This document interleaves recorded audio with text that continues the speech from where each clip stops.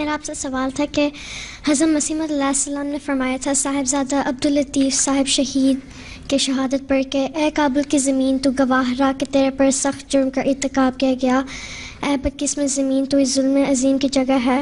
तो अब क्योंकि पाकिस्तान में भी इतनी शहादतें हो रही हैं और अहमदियों पे इतना जुल्म हो रहा है, तो क्या पाकिस्तान भी इसी कैटेगरी में आता है?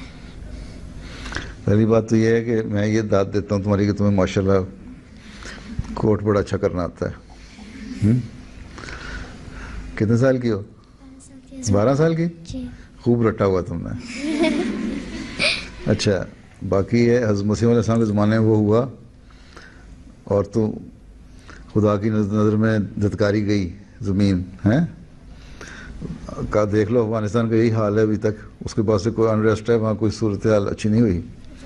पाकिस्तान का भी यही हाल है। पाकिस्तान में कौन से है, अगर अहमदियों की शहादतें हो रही हैं तो हर दूसरे तीसरे हफ्ते 1 2 3 शहीद होते हैं, या 28 मई को ज़्यादा शहीद हुए, लेकिन उतने ज़्यादा रोज़ाना ख़ुद अपने आप को ही मार रहे हैं।